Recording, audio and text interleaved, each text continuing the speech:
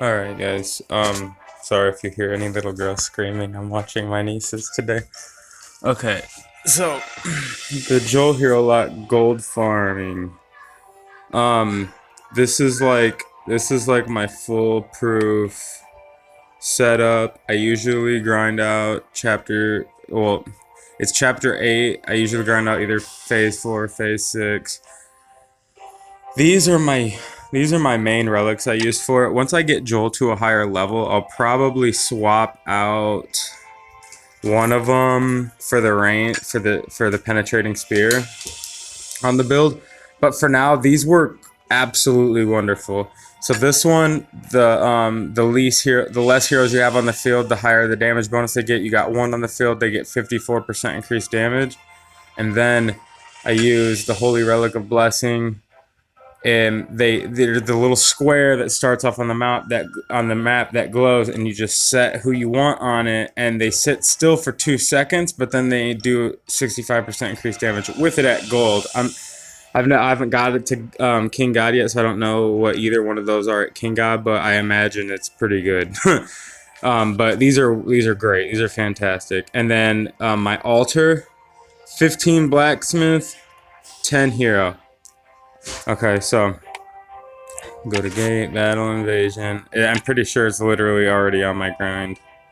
Yeah, challenge phase 4. We'll just do phase 4 where there's no problems. Phase 4 is perfect. It's fast, easy, and I'm pretty sure it's like 504 gold without any bonuses. And it's so fast.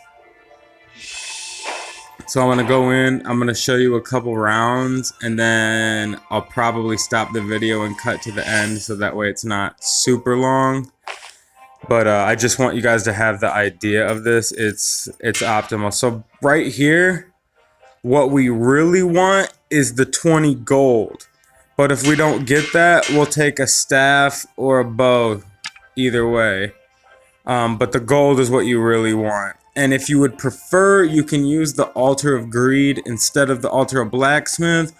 But I tend to find the Altar of Blacksmith being a lot more potent late game, especially with the relics that you have. You don't have to worry about having a super hardcore Joel, as long as you have like at least gold or double gold Joel by round 10, and then a purple tier Joel for the boss fight. That's your main things.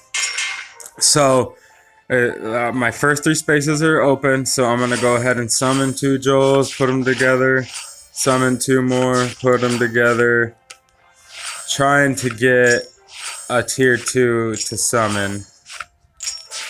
There we go, perfect, bam, and that's really all we need. But we can go ahead and try, get a couple more Joels just for later on.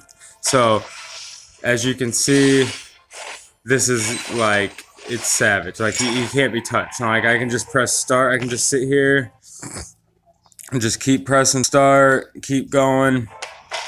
No reason to spend any money yet. Just stack up the money. Your main thing, you're not going to want to put swords on Joel. He's already got all the attack buff that he needs. He needs staffs and bows, and that's what you want to load him up. You want him to at least have a god staff and a god bow. I mean, at the end, like, I'd really recommend having like a king god, one or the other. But other than that, really, it's just about getting your Joel leveled up.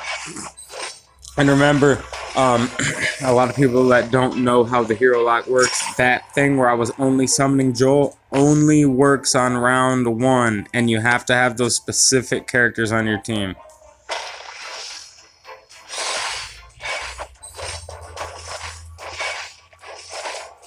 But yeah, Joel can just sit on this all day long.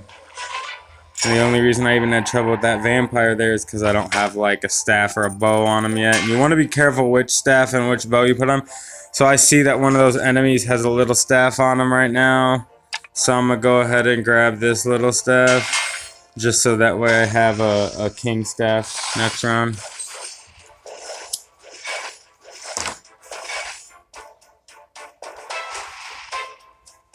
And so you guys kind of got the idea with this already. I'm going to go ahead and After, no, I'm not gonna do that. No reason to do that.